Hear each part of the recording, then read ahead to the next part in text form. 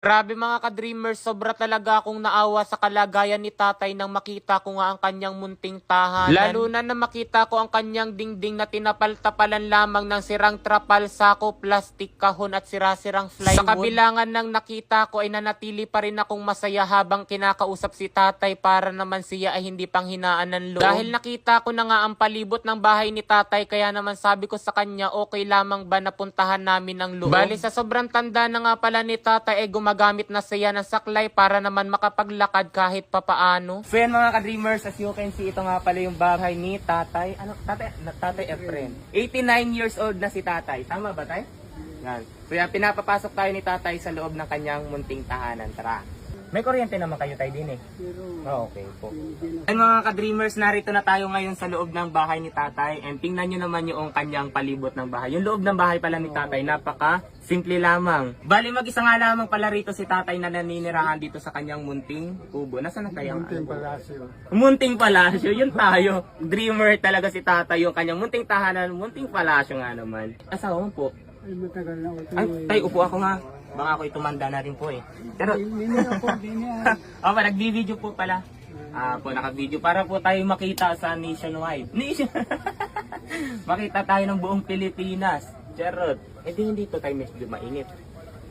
Medyo mainit. Tulo pag naulan, napatakpag yung malakas ang ulan. Opo. Hindi napatakpag yung tubig. So yung mga ka-dreamers, sabi ni tatay, kapag daw umuulan ay pumapatak daw dito yung ulan. So di nababasa ka po. Nilalagyan ko po ng sahod para hindi siya kumain. Kumusta naman ay, Tay? Paano yung pagkain niyo po? Sino nagsusuporta po? Ako kasi ang nagluto-luto. Ay, ikaw po ang naggaluto-luto. Pag meron. Pag meron Ay, sino naman po nagsusuporta? Halimbawa, sino bumibili ng bigas mo po, ng mga Ay, pangunay-pangangailangan? meron dito. Ito yung nagadala. Nagdala na ako pag minsan. Katulad si ex-mayor Serrano. Opo. Binigyan ako ng isang buwan lang sa dakong bigas. Wala naman na. Ubus na. Matagal na. Ubos na po yung bigas. Pero wala ka pong yung baga pong, halimbawa, binagsusustento talaga araw-araw. Mga anak mo po nasan po? Sa kanya ng May kanya-kanya ng pamilya na po. Ay ako tayo ay nagpunta rin eh. Para nga bisitahin din po yung patayuan. Bali hindi po ako mayaman. Mayaman po ako sa pangarap. Yan. Saka sa pakikisama. Yan, opo, mayaman sa pakikisama at pangarap. Bali, hindi po ako tulad ng ibabaga po na maluwan na talaga po yung buhay. Opo. Pero nagpunta po ako dito para makita po yung inyong sitwasyon at para mali mo po, may maitulong din ako kahit papaano. Yung inasabi ng babae po marinig kanina, siguro kayo na.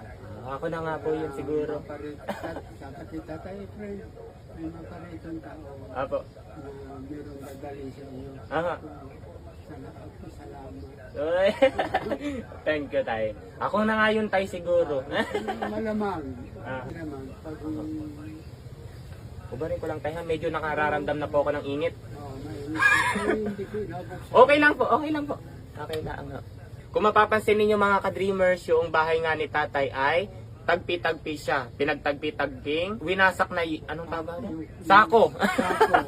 So yan mga ka-dreamers yun. Yan, may sako yung bahay ni tatay. Tapos ang lutuan mo tay ay? Ay, ito po ang lutuan mo. Tapos ang panggatong mo po ay? Nanilimot ako naman. Ay, mga ganiriha. Kari yung palapa. Butit malakas pa maglakad na tayo. Hindi pa. Si Camero pati mga naparitong tao na mga apo niyo po. kumisan may dalang panggatong. Ay, tapos tayo ni natunog. Radyo. Radyo mali.